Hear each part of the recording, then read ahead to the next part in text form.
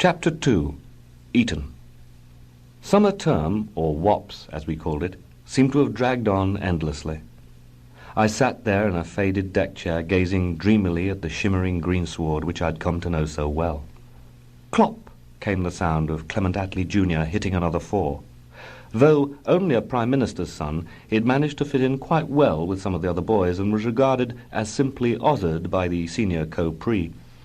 I suppose that was because he never got wazzed. Footnote, wazzed. Old Salopian for being afraid. See Robert Graves' The Greek Myths.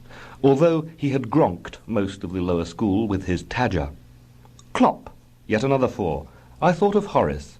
Iam Victoria tam facilis scrotum non valet. We always beat Harrow anyway. Why bother? I stood up with languid ease.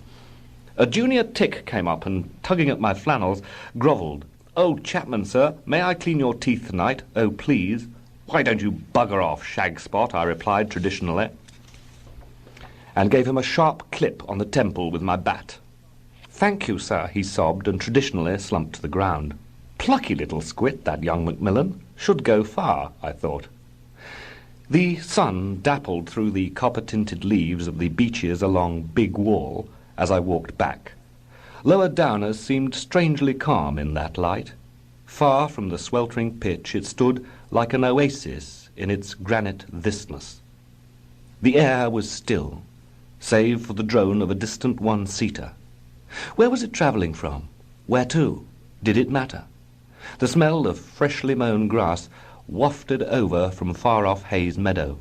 The village clock chimed in the distance, and somewhere, miles above our petty earth, a wisp of cloud took flame from the dying embers of the setting sun.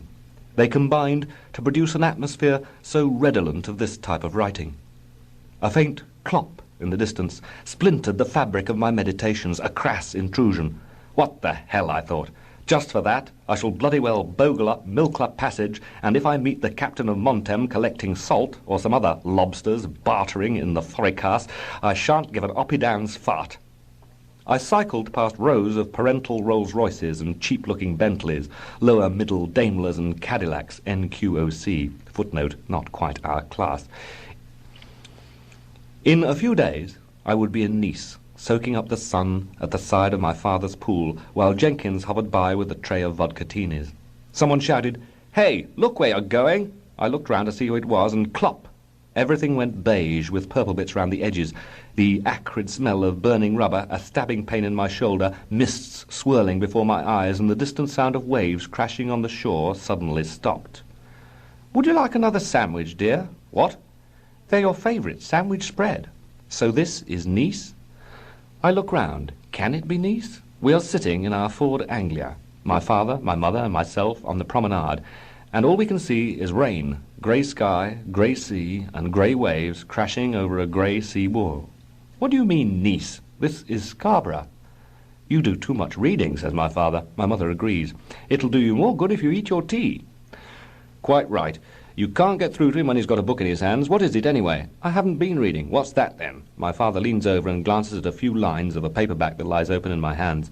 Unfortunately, he chooses a paragraph in which two centurions are caressing each other in bed. That sort of thing quite obviously did not go down well with the police force in those days. I wobble a little and close the book. It's a history book." "It's a funny sort of history book. Put it away." "What, dear?" my mother asks. "Nothing, dear. Put it away, Graham. Don't let your mother see it." "What is it?" she insists. I turn to her and explain. "It's called Claudius the God by Robert Graves, a fine historical reconstruction of the life of Claudius, the Republican Roman Emperor, thought of in his time as a pitiful fool, though the reign Mr. Graves describes is far from folly." "Is it?" "Humph," says my father, as he locks the book in the glove compartment. Graves. Wasn't he born in Wimbledon?" asked my mother. "No, that was Tim Graves." "No, it wasn't. You remember the Graves. There was Alf, and he married that Amelia von Rank, the bonny woman. They used to live above the chemist in Thurbid Street, opposite the Gantlets. I never did like the Gantlets, that smelly corgis of theirs. They should have had it put down." "They should. Pitiful. Its back legs didn't work. Anyway, finish your tea. We ought to go and get that haddock for Mrs. Rich's. There's plenty of time for that later on. Thraxted's doesn't close till 5. "They're bound to be out of haddock by then." "We'll get halibut." "Mrs. Rich's especially asked for haddock." "Haddock, halibut, cod, there's no difference, all fish.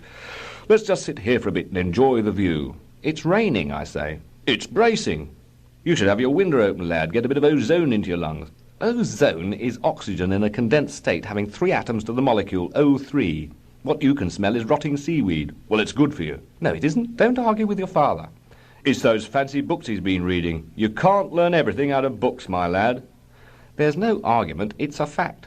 Stop it, Graham. Come on, we'll go and get the fish. No, we won't. We'll stay here. Open that window and get some fresh air into your lungs. My father lights his pipe. The familiar scent of burning rubber fills the car.